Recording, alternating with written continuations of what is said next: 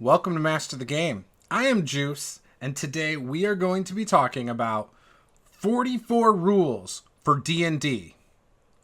A Reddit post gone bad. So let's get into it.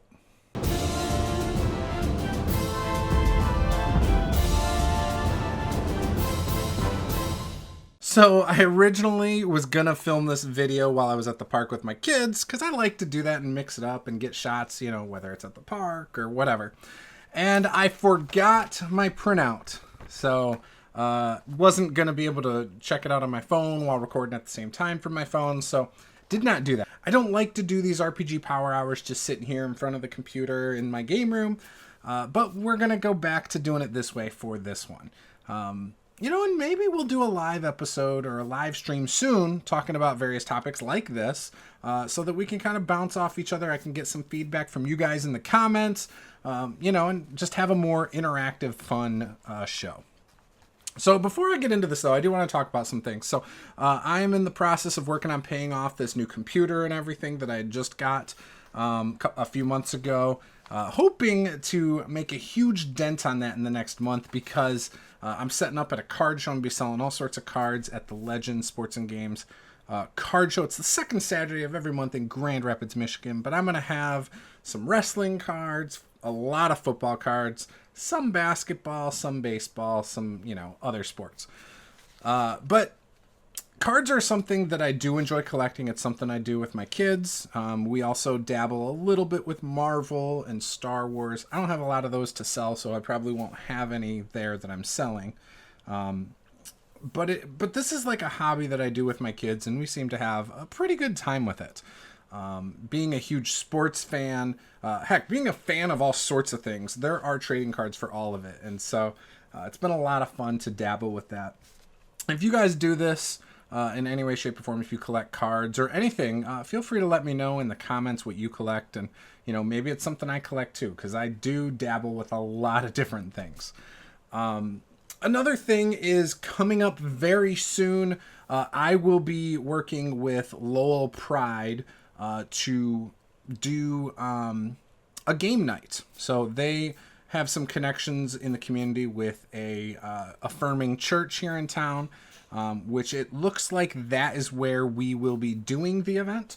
I'm still trying to lock down a date. I'll bring a bunch of games. Maybe I'll run some D&D. I don't know. But it will be open to the public. Anybody is welcome. Whether you're part of the LGBTQ community or not, you will be welcome to come and play games. I don't know how they're going to do it, whether they're going to, just have a, hey, everybody's free, you can donate. I did talk to them a little bit about there's going to be possibly some snacks and some drinks, like water and stuff. So you should be okay in that regard. But yeah, so I will give you more information as I know it. But if you are in the Grand Rapids or Lowell, Michigan areas, it would be awesome if you would come out to that. So I know it would be great to have a nice showing for that. And if we can fill up just some of the tables, people can bring their own board games, card games, or their own role-playing games. And we will just have a good time and, really just get to know each other and chat. And again, it's all about fun. So looking forward to that. Some other stuff is I'm actually going to be getting a little bit more new equipment in a couple months. I want to get a boom arm for my camera. Right now it's mounted on top of my computer screen. I think I'm going to end up getting a new microphone soon. I've had some technical difficulties with this one. It should be fine right now, but I have had some issues with it. And maybe it's just time to move on from this. Maybe it's time to invest in a better mic. Maybe work on some better audio in general. So if you have some suggestions on that, I would love to hear. And yeah. So we have been talking a lot in my household about Dungeons and Dragons lately. There is a new edition coming out. Obviously, I'm not happy about a lot of the Wizards of the Coast stuff over the last couple years. And I know a lot of you guys are not as well. I do plan on possibly getting the core rule books and at least seeing what they're about. I did just finally download all the playtest documents last night. I believe there was another one that came out today. or something. I don't know. But I saw a bunch of people talking about their crafting rules. Might be a video or something, but I will be going through the playtest, and maybe next RPG Power Hour, maybe I will give you guys my thoughts on what I've read in the playtest. So that is kind of what I'm thinking for the next episode. Talk more about Dungeons and Dragons in general, this new edition and the playtest, and was it really necessary? What do I think of it? Do I think it's going to do well? And all of that. I do think it's interesting. So a lot of content creators I know who were not going to cover D&D anymore are covering D&D quite a bit. And I just think that's kind of interesting. Now, I don't remember if I said I wasn't going to cover it at all anymore. I know I was conflicted whether I was going to run games with it anymore, but they kind of softened their stance on things. And so obviously I've still been running my D&D games. My homebrew world, I still use the D&D system for that. But I've been dabbling with using my own system with that in recent months. I've been working on a system for years. It's not close to being done. I have the general concept of how it works. It's not too unfamiliar for D&D fans, but it is different. So don't know if it'll ever see the light of day, but maybe it's something I'll get finished and at least try it, and run it a little bit for my groups. And if it works, it works, and we'll see what happens with it. Been also working on my homebrew world. Not as much lately, but my homebrew world it doesn't truly fit 5e or the mechanics of D&D fully. I've kind of made things in it to fit the rules, but long story short, that's one of those things I've been working on as well, and who knows if that'll ever see the light of day, other than me sharing it with my game groups. I've got quite a bit written. I've got a lot of it spread out all over the place, and I've shared quite a bit of it with my game groups. So yeah. Anyways, enough about all that. Let's get into the 44 rules for D&D. Now, this came out a while ago. I want to say like 2 or 3 months ago, I think I started seeing it. Saw people talking about it on TikTok, and just a lot of people having these black or white takes on it, whether it's just trash from an angry person's basement and we should not be listening to it whatsoever. And then I've seen a lot of people say, well, there's a lot of merit to it, and here's why, and trying to see it from the person's standpoint who wrote these rules. I'm just gonna tell you my thoughts and opinions on it. I have not read this fully. I've skimmed it multiple times now. I've also seen, again, a lot of these TikToks, and I've also seen a lot of YouTube videos about this.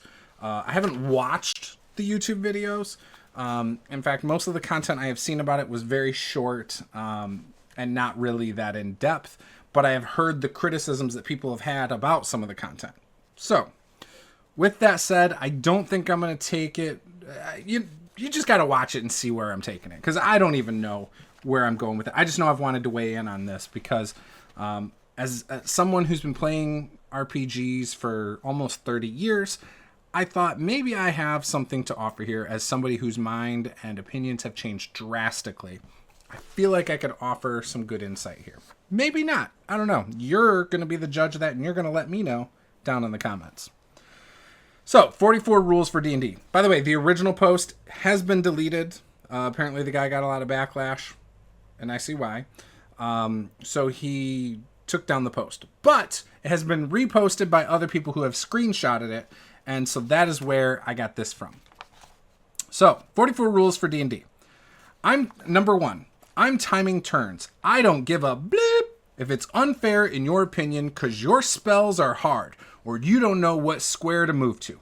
You get 1 minute to know all the actions you want to take, or I skip your turn.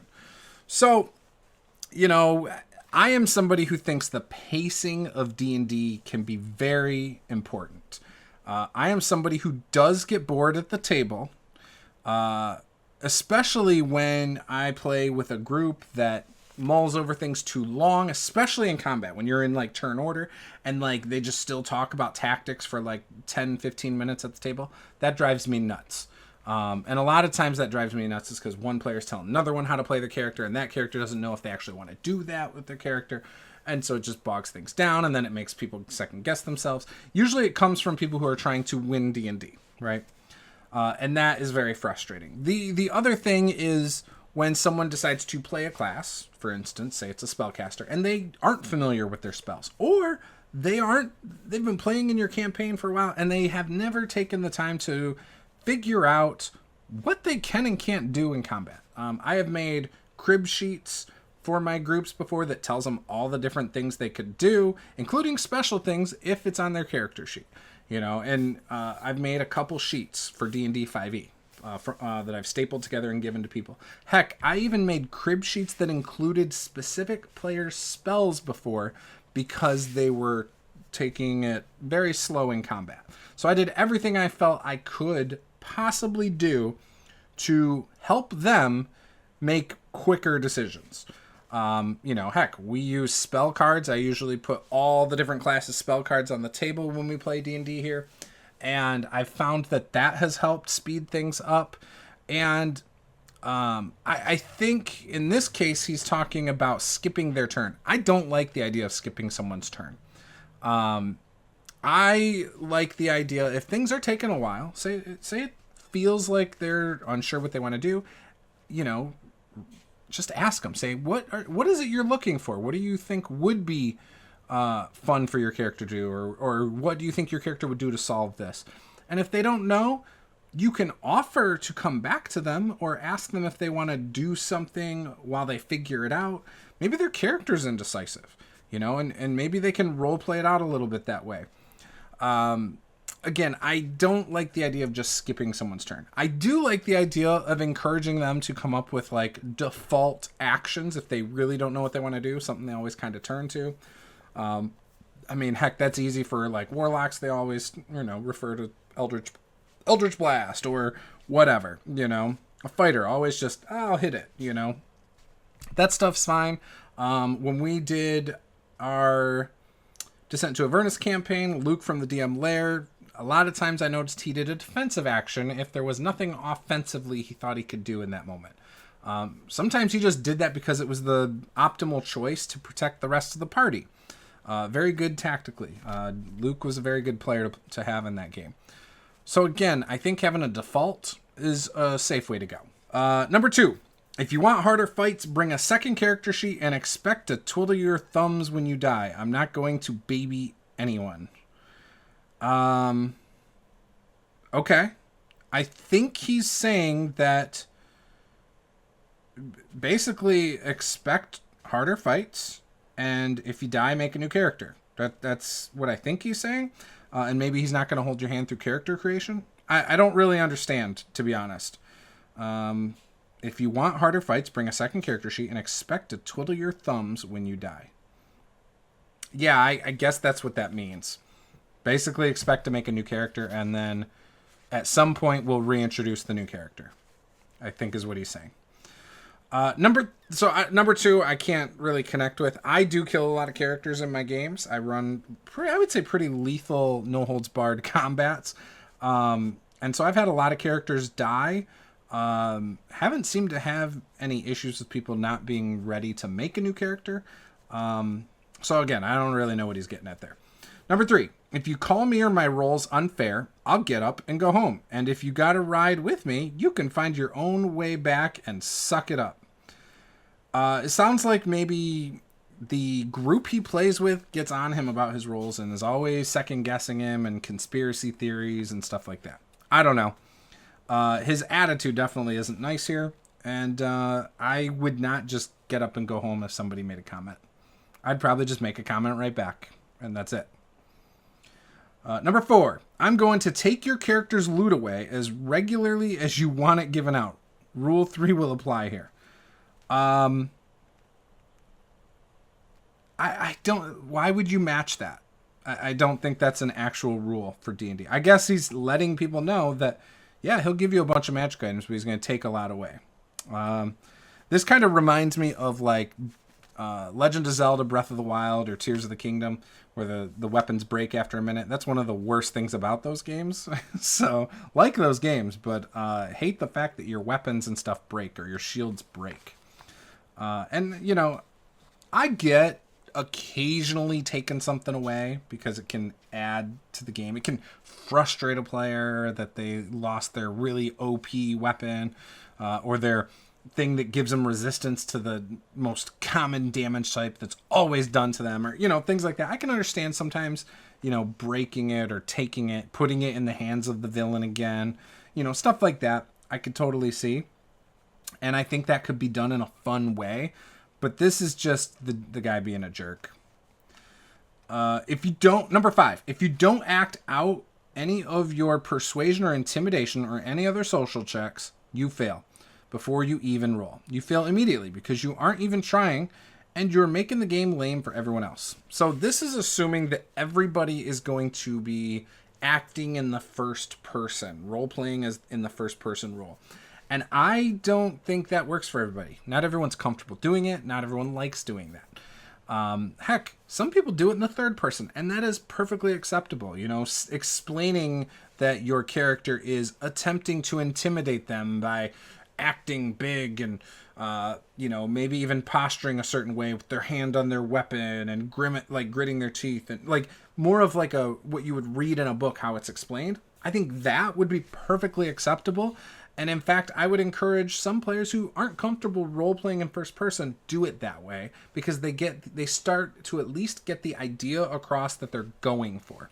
And then the role can be used to either enhance that description or say, yes, you definitely think you're doing that, but when you're doing that, it actually comes across like this, you know, and then telling the group what it actually comes across like, especially if they fail or if they exceed the roll, like maybe they rolled a nat 20 plus their bonuses and everything brings it really high, then you embellish and add even a little bit extra. I think that's a great way to do that, but to say that people have to do it, I don't think is fair.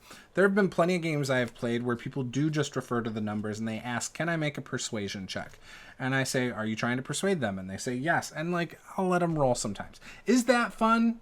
Not necessarily adding to the fun. It can actually be kind of boring, but by encouraging other players sometimes to do it, and then as the DM explaining what that looks like, maybe they rolled poor or not, you explain what it actually looks like, you can sometimes pull that out of players by you bringing that kind of energy. But again, you have to come from a positive mindset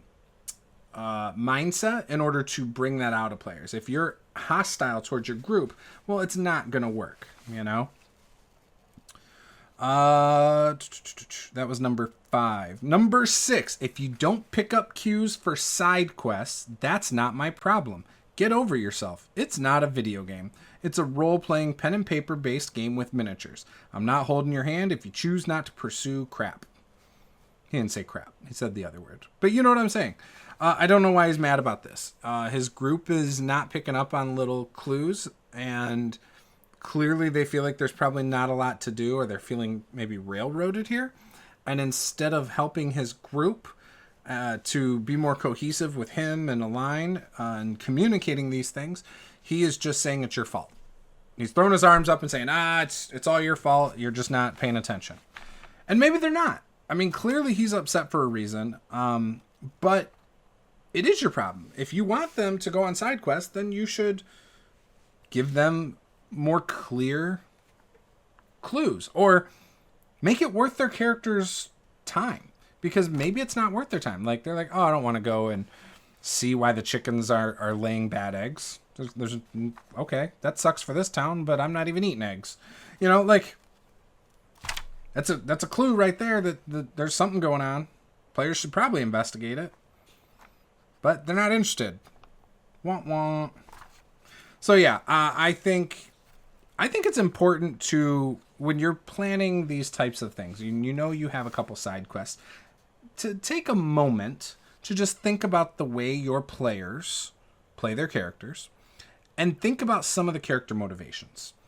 And if it doesn't align with the character motivations or how the players play their characters, then they're never going to pursue it. You know what I mean? If you've got one character in your group who's really interested in learning about like deep magic or dark magic, and you give a hint that there's a something being done with dark magic, that character will want to go pursue that. The rest of the group might not, but they might go along because of that one. But it's up to you to kind of just the little breadcrumbs. You got to do it just right, you know? And honestly, work with your group to find out the type of stuff they would want to do for these things. I ask in session 0 all the time, what are some things your character would be interested in? As a player, what are you interested in? And I try to pepper my campaigns with that. You can look at my Orcs Arrow Peninsula campaign, and you can see that I gave them pretty much all the players. I gave them something throughout the campaign that connected to their character. We had one character who escaped death in a secretive way that we unveiled throughout the campaign. We had another character whose sorcerer gained power from ley lines. They wanted to explore that a little bit more. They had the chance, and I gave them a really cool boon in a couple of the combats because they were near ley lines. We had another character who was a treant using my homebrew race, which if you are interested in that and you are a patron of mine, I will send you I will post the rules for that if you are interested. But anyways, he wanted to run into the Elder Trees, and I gave him a magical item that was kind of from that world. We had another character who was a guard who didn't express a ton in session 0 what they wanted to do, so I gave them a connection to a city official who gave them the starting hook that sent them on their way for this campaign. So again, little things here and there I gave to each of the characters, and that's how I do things. Give little opportunities for side quests, and then it starts to blend together and everybody has a good time. So had a lot of fun with that. Number 7, if you move to a square in combat, there's no takebacks. I think that if the situation that you presented was not clear and they move there and then you say something, they're like, wait, I didn't think that was possible based on moving here. I thought I was going to have full cover. That's why I moved behind the tree, or partial cover at least.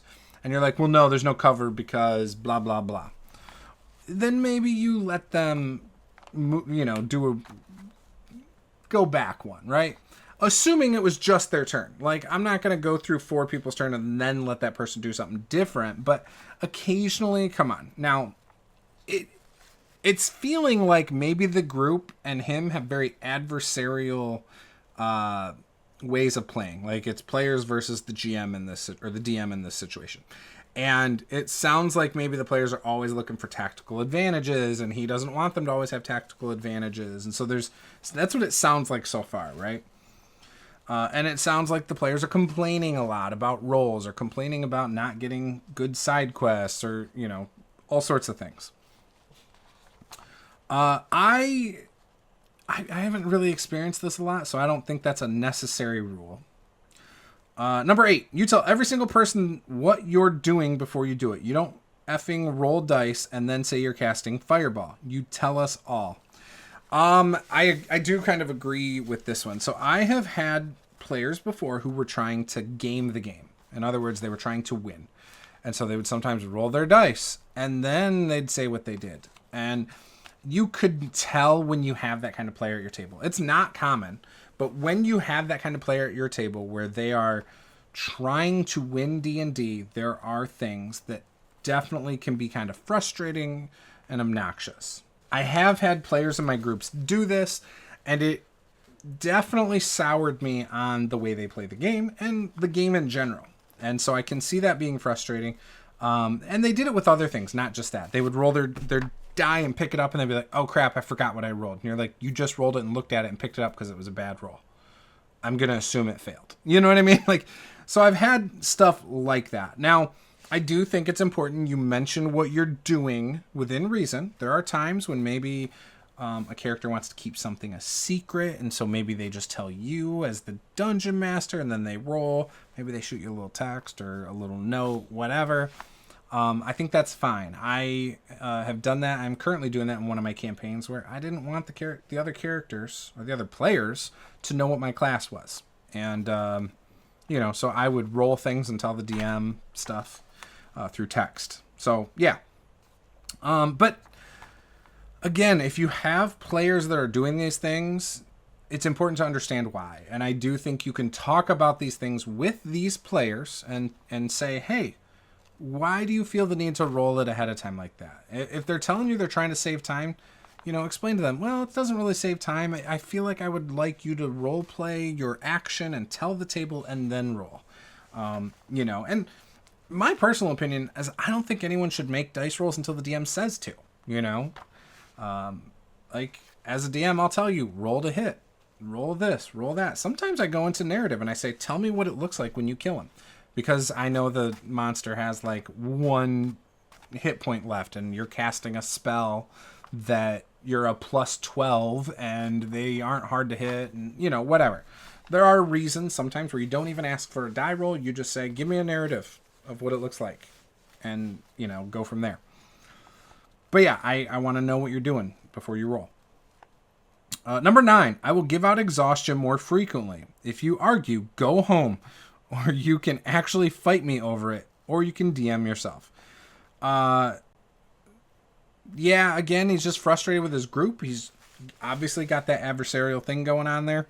I have started giving out exhaustion more in my games, partially because I like the mechanics once player, especially with D&D 5e. I do like when they start having a couple levels of exhaustion, how they have disadvantage on certain dice rolls. And I think it makes it more interesting, to be honest. It adds suspense in easier combats or easier situations that normally wouldn't have it. And so I do like that. I know that's not for everyone. I know some of my players hate it. It has been very awesome for me as a DM who does like to make things more difficult without necessarily making it more deadly. And it's worked out pretty well. Number 10, every snide comment you make to an NPC will be remembered and paid back in triplicate. You all seem to believe there's little consequence. So again, I do think if if the players are making a lot of rude or snide comments that are bothering you as a DM, ask yourself why.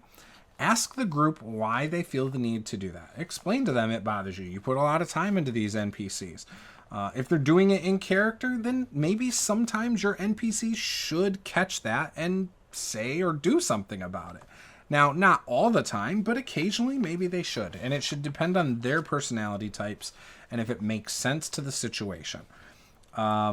But again, if all these little snide...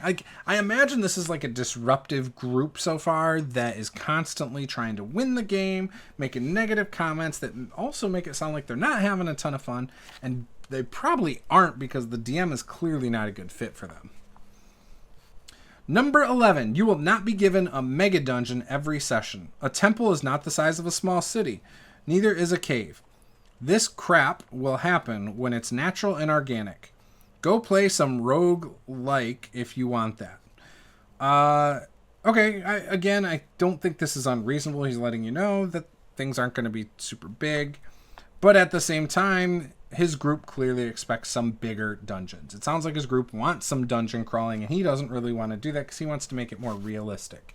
And again, this just proves the disconnect between the two. I do think it's important in Session 0 to explain the type of campaign you're going to play. I think if you want to do dungeon crawls, state it. If you want to do stuff that's more realistic, less dungeons, maybe more, open world encounters or city encounters or whatever, I think Session 0 is the perfect time to talk about these expectations and set the tone for the whole campaign. See if you guys are a good match. To me, it's very important to figure out if your players and you as a DM are a good match for each other. It's one, you need good communication between each other, and you need to have similar expectations. You need to be on the same page. If you're not, it's going to be awful, and then someone's going to write a Reddit post like this, angry with the other side. Number 12, the travel portion is done. You want to travel continents doing literally whatever you want, whenever you want. Go play World of Warcraft or play D&D with AI. Okay, I think he's just saying he wants to skip the travel portion because it's not fun for him as a DM. And so he doesn't want to focus on that. I think that, again, this kind of goes back to the previous thing I said. Set clear expectations at Session 0, and you won't have problems discussing this. I will admit travel can be very difficult with D&D. It's not something that I think has good mechanics around it.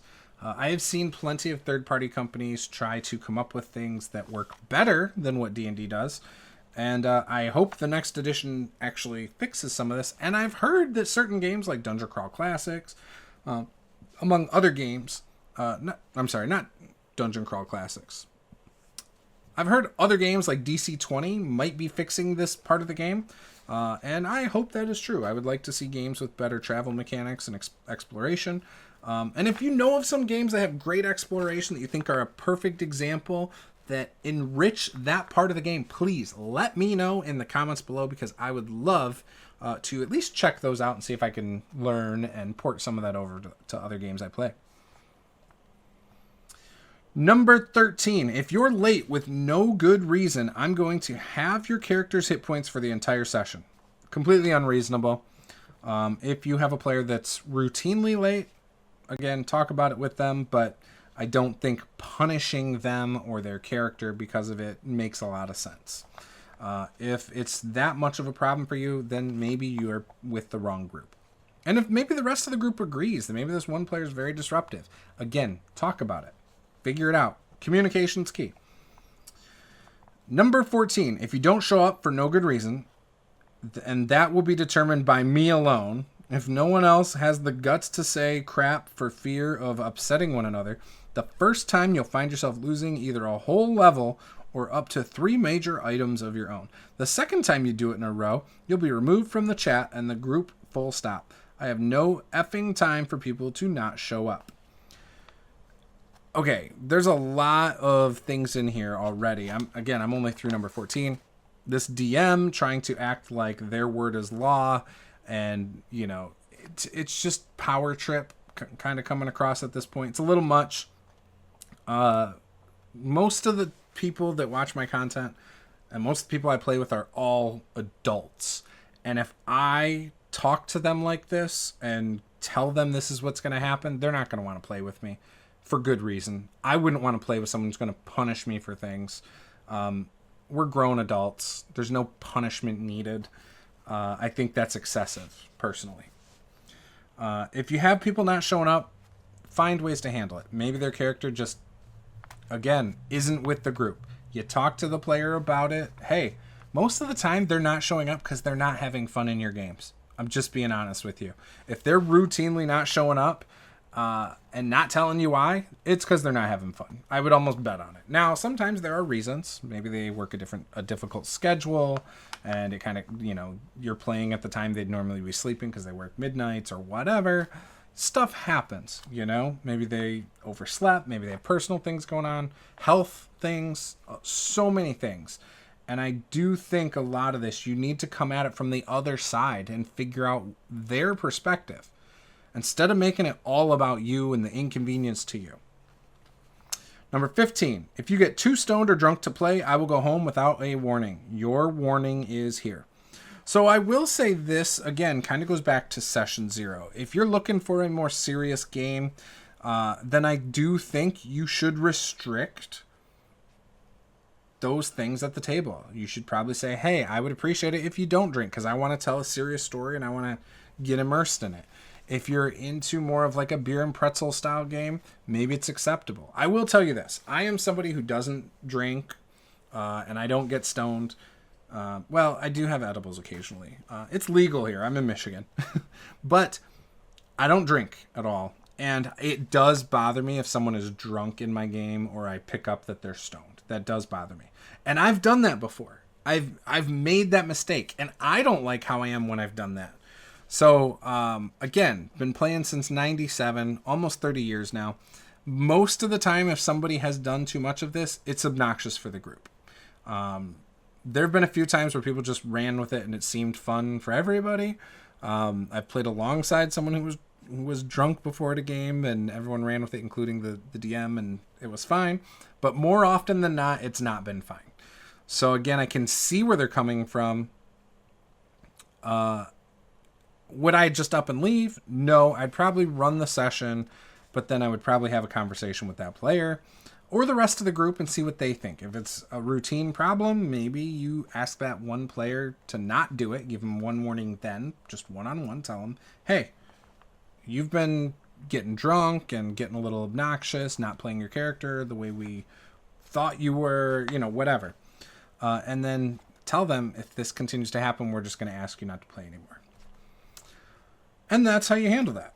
Number 16, if you get up for if you get up for bong or smoke or whatever breaks every 10 minutes, I will simply pack up and go home. I'm sick of waiting for every bloke to be at the table. So this could be obnoxious too, especially if you have like snacks in the other room and people are constantly getting up for snacks. I don't think you need every player at the table to be playing. If one person is like, yeah, keep playing, I'm going to go to the bathroom, or, oh, I'm going to step out for 2 seconds, just keep playing without me, then just play without them. They don't have to be there for every second. And you don't have to give them a rundown of what they missed. The person right next to them can whisper it to them quietly, and you can keep things rolling. There is a point where it can be disruptive. I get that. It kind of goes back to the previous one about getting stoned or drunk. Again, talk to them, talk to the group. Number 17, guidance, divination spells, owls, and whatever spells I decide are too effing stupid are banned. Outright. No more effing guidance. So I think it's fair to ban things from your games, but I think you need to do it up front. I do believe if you know there are things you're not going to want in your game, certain spells or abilities, I think you tell people at session 0 before they've made their characters. Some people make their characters with an expectation of playing it a certain way, having certain abilities or spells, and there's nothing worse than making that character and then getting to a point where you can do something and then being told, oh, that spell I don't like, we're not going to allow it. That sucks for a player. Same thing with house rules. I have the same exact thing about house rules. I think you make it clear up front. Don't change the expectation of the rules mid-campaign without a discussion, and don't just overrule because you're the DM. That's the other thing. This is a group activity. I dislike when a DM runs it like a dictatorship and they're like, that we're doing it exactly how I say, 24/7 no matter what. I do wish more DMs had the discussion to see what their table wanted to do. If their table was cool with you tabling it, then table it and don't allow it. If your group says they want that spell, then again, try to understand and just for future use, make a little note that is a spell you don't want in a game. That's what I think. Number 18, you get one chance at a skill check. If you F up, your party doesn't get their chance to do the same check. Think careful who's good at what. So I do understand this. I hate when one person wants to make a skill check and then the next person, the next person, the next person, and the next person. That does get really frustrating. And I don't like when a group talks about, well, what's your lockpicking skill? Or how good are you at this? How good are you? Like, well, what's your number say? I do dislike that meta talk, in the moment. I get it occasionally, and I let people do it, and I don't tell people not to, but it does kind of bother me.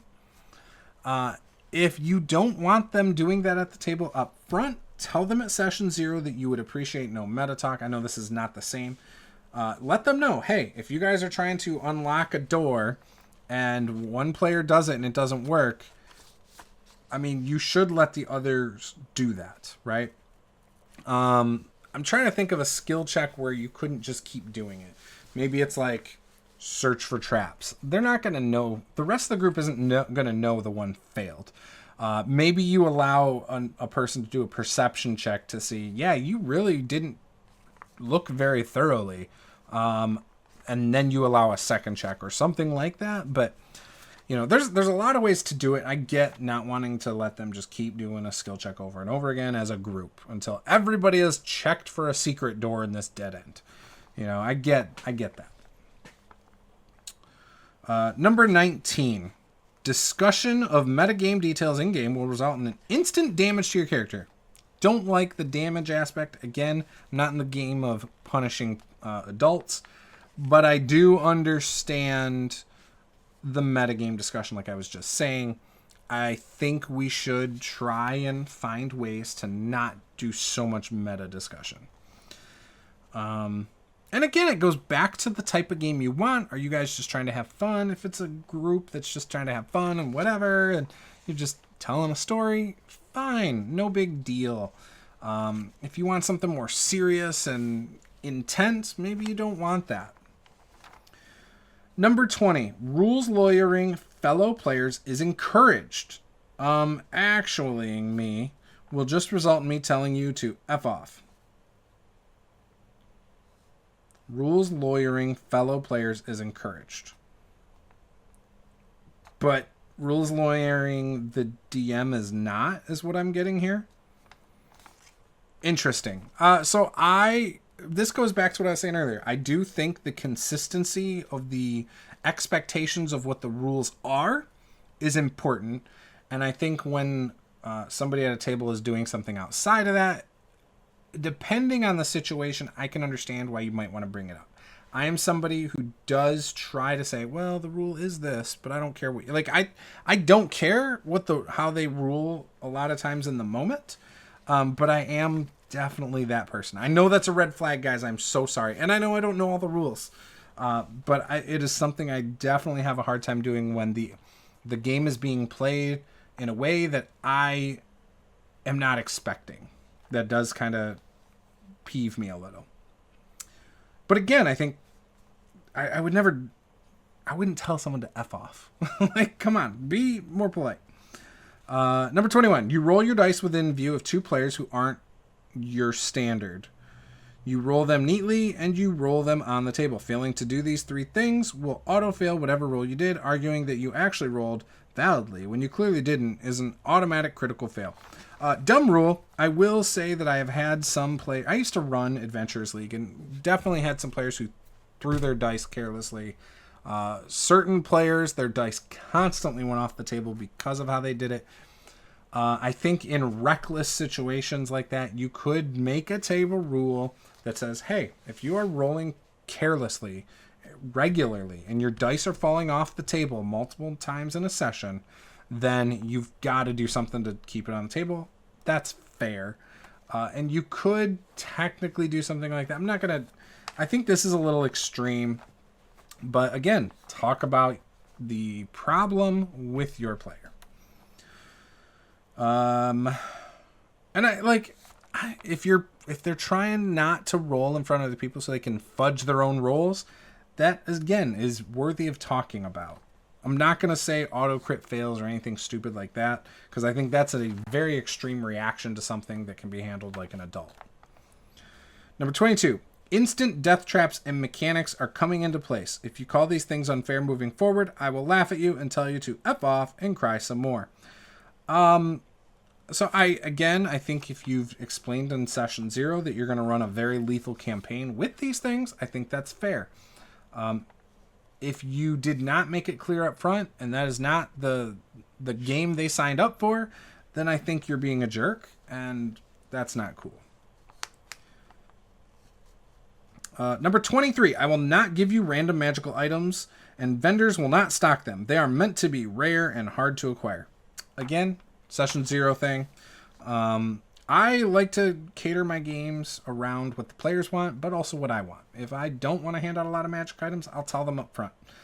If they still want a lot of magic items and I don't want to give them, I usually cave a little bit and try to pander a little bit, you know? Because again, we should all be having fun, not just one side. Number 24, random encounters in the form of random dragons or strange mysterious road trader or a band of goblin prostitutes isn't going to happen. Go play Baldur's Gate 3. Okay, sounds like they're not going to do random encounters? Or they're not going to give the party what they want to fight against. I can't quite figure that out, but yeah, I mean, playing Baldur's Gate 3 sounds like a great idea, and it sounds like most people would rather play Baldur's Gate 3 than to play with this DM. Maybe you would like to play with this DM. I don't know. Some of these rules maybe are more up your alley. Like, you don't want metagaming. Maybe you also don't want a lot of magic items. Maybe you want it extremely lethal. You know, all valid, and, you know, again, if you like that, more power to you. Number 25, I don't give two Fs what Reddit said about X or Y ruling. But you did. You deleted this post that told you that these rulings were trash. So apparently you cared. Just saying.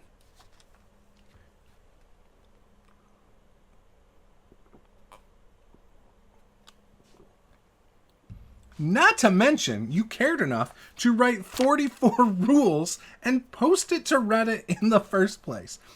You care what people think. Very clearly. And based on some of your rules, you care very specifically what your group thinks.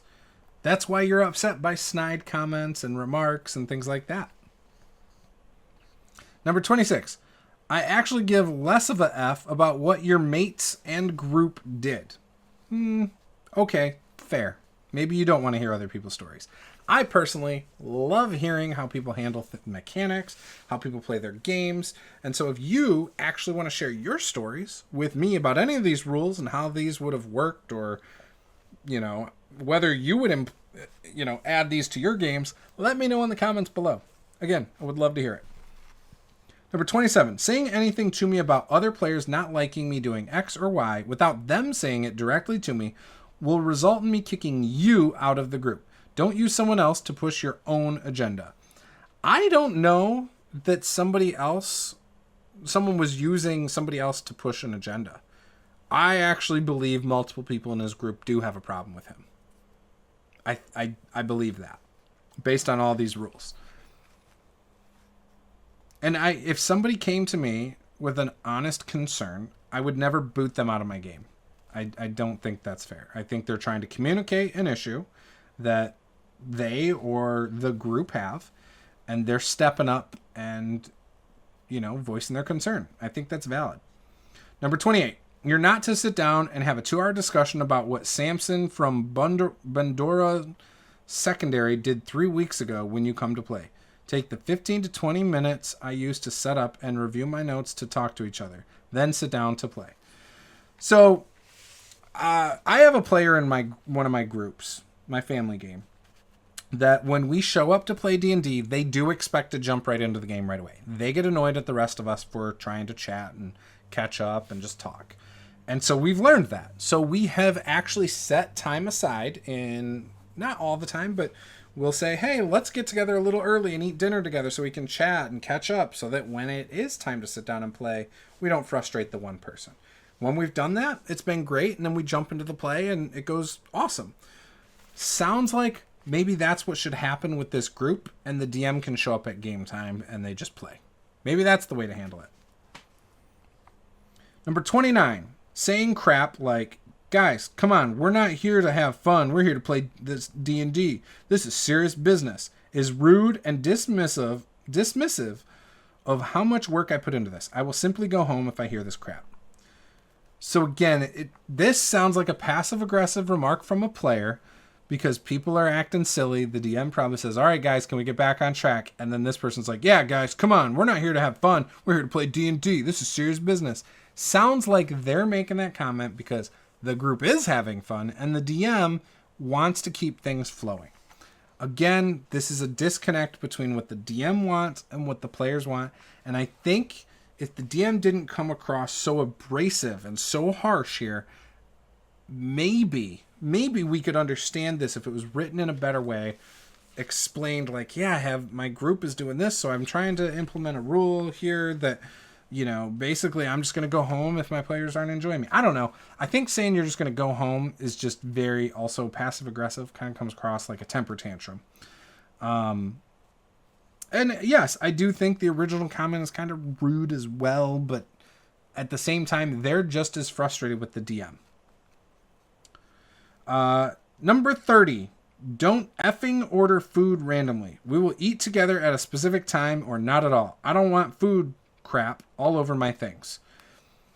So the DM is talking about going home. Clearly they're running games at someone else's house, but they're trying to put rules in place about who can eat and where. And I don't think that's their place to do that. Now you could suggest, hey guys, let's all eat together or not eat at all. Or, hey, can we not eat over top of my books? That's all reasonable stuff. There are ways around this. I have quite a few players' handbooks for D&D, for example, And I have one that I call a table copy. I've done that because I am very protective of my things, my miniatures, dice, everything. I can't stand when someone just reaches and grabs my dice and rolls them. Like, I'm very OCD about it. And I know I am. I know I'm irrational about this. But that is why I have a table copy book.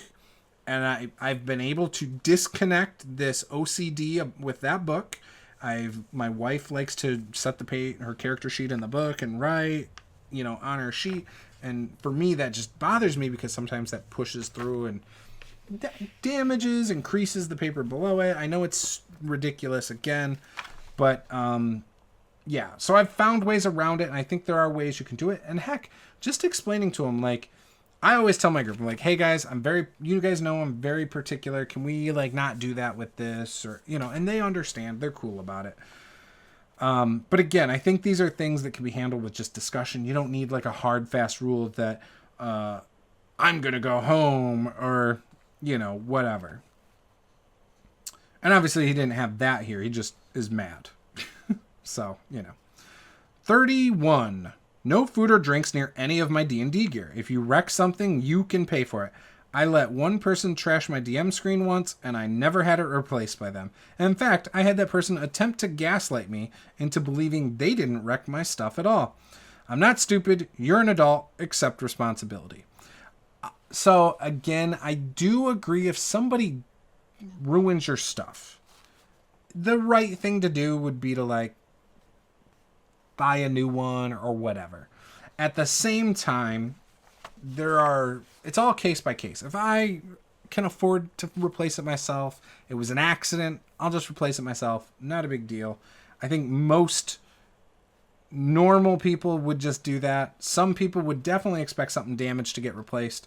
I think that's fair. But the gaslighting is definitely an issue if they were actually gaslighting them and saying they didn't do it. I would be interested to hear what that person did and what they think they did. I would be very curious to hear that. So it's hard because there's so much anger in the original poster's tone of how they've written this. There's a lot of swear words in here that I've been editing out myself. So it would be very interesting to hear the other side of this, all of these. Number 32. Arguments between party members outside of roleplay will be resolved by me giving the definite ruling. If you don't like it, F off, back home. What arguments are they having? The only things I feel like my groups have argued about is how to handle certain obstacles or encounters or puzzles especially. And when you have these issues, you just say, all right, guys, let's go back into character and we're going to go in initiative order. I've found that fixes a lot of the arguments. Then you come up to someone first, let them do their thing, and just go with it, right?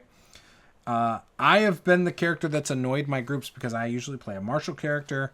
And I talked about pace. My family group does go slow. Sometimes they will discuss a puzzle for 40 minutes before doing anything, and I'm just like, oh, shoot me. I grab the thing. Oh, crap. It sets off the trap. I don't care. I'm not worried about the consequences, but I do like to keep the pace going. That's the stuff we've argued about, and I know it's annoyed certain players. One of the ways we fixed it was using initiative order. That helped a lot. Number 33. I don't give a F what they did in Critical Role or what that one guy on Reddit said, or if you think that it's all make-believe so you can do what you want. The world I run works on internal rulings and lore I created specifically for it. So, again, these are clear expectations up front. I have been the player that's been upset about a ruling by a DM. For instance, jumping off of the back of a horse to attack somebody, I took fall damage. Didn't understand why. I thought that was kind of silly. Was not happy about that. Similar incident one time where I decided to slide down a hill on a shield to get to the bottom because it was a steep hill. Once again, I took falling damage, almost died, even though it was on fluffy snow, as they said. So again, I can see being upset by some things. I think, again, if your DM doesn't want certain things like that up front, or even in the moment, if they say, hey, just so you know, you understand that this could hurt your character. Like, that warning can make you go, oh, never mind, I won't do that. You know, that's fine. Or maybe you do rebuttal with like, well, I don't think that would hurt. You know, a good DM should at least listen to the player. Sometimes give them a little bit of leeway and do the cool thing. If it's not game breaking or it's not immersion breaking for the table, I think sometimes just go with it, and it makes for a more fun game for everybody. But he clearly doesn't want to. Number 34. Every single person in this chat is having debuffs applied to their characters that should have occurred a long time ago. This will be specific to characters. So this sounds like a rule that was posted because the characters were getting too strong, combats weren't hard enough, and the DM wants harder combats. That sounds unfortunate, and I don't like that, personally. If the game's gotten out of control, come up with an in-game story reason, and I think that would go over much better. Number 35. If you don't bring your sheet, you don't play. Don't like that rule at all. I think there's other solutions. You know, if they forgot their sheet, let them play an NPC for the night. Let them, a lot of times you know what their character was. It wouldn't be hard for them to write it back down, do their best for the night, and bring the right sheet next time. Number 36. If you don't bring dice, borrow some. I mean, yeah, that's fair. I've let people use dice apps at my tables before. If you want to use digital dice, that's fine. I will say, don't just grab someone's dice. Ask them if you can borrow some dice. Most people have a set of dice or two that they'll let you borrow. I know I have plenty of dice. There's just some dice I don't want people just grabbing. It's just a thing. I know I'm weird. It is what it is. Number 37. When we play D&D, I'm not your friend. That doesn't mean you treat me like an enemy during the game. It means I'm no longer being nice. I don't like this. I play D&D with plenty of people who aren't actually my friends, but you can still be friendly. You can still give them the benefit of the doubt. You can still do a lot of things. Everybody's role at the table should be to ensure that everybody is having fun. Okay? You should not be having to be nice or be friends. Like, just be nice, be respectful of each other. And I don't know. I don't understand why there's so much animosity in this. It just doesn't sound nice at all. Like this, I would be very offended if somebody told me, here's my rules, especially mid-campaign. 38. If you treat me poorly in any way, shape, or form after or during or before the game due to something that happened in the game, you're out. If you cannot separate a game from reality, I think you are effing moron, and I have little time to deal with that energy. Having clear boundaries is good. I have no problem with that, and I would argue that this should go for anybody. If you witness somebody at your table treating someone poorly at your table, then you should stop right there and call them out, or at least say, what the heck, that was unnecessary. And people who are not treating others well at the table, including this DM, should not be invited back. This sounds like a situation where if I was a player in this group, I'd say, hey guys, let's just tell this DM we're not interested in playing anymore and find a new DM. Or, hey, you over there, you play since you're better at going with the flow, or whatever. But this DM should not be playing with this group. Number 39. You will submit your spell list daily in-game. If you do not give me a spell list each in-game day, you will not be allowed to cast a single spell or cantrip in combat. I do not trust you guys to not use this against me. So again, this is more of he's playing with people who want to bend the rules and stuff for advantages in-game. If you can't trust your group, probably shouldn't be playing with them. And if your group can't trust you and they feel like they need to cheat, then also probably shouldn't be playing together. I use an honor system. I play a lot of online D&D. I don't care to see your dice rules. I let people use real dice for online games, and trust what they say. I think trust is very important in friendships, in D&D relationships with other players, and just in life in general. Trust is very important, and once you break it, then you shouldn't be doing stuff like this together. That's my opinion. Number 40. If you do not mark off spell slots, or you say something like, I remember what I'm at, as a way to justify it, I will simply fail your spell. Deal half your health and damage to you, and say you have no spells to cast for the rest of the day. Again, this is extreme. Not something I would ever do. And it all goes back to what I said before. There's certain players that are trying to game his game and win.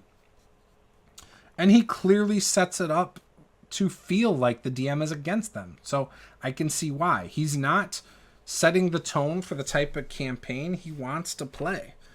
And his players are feeling the need to cheat. They're not having fun. They're very disruptive, and they clearly don't respect him because he doesn't respect them. It's just chaos all around. Number 41. If you break literally anything, you can buy the replacement that day or not attend until you do.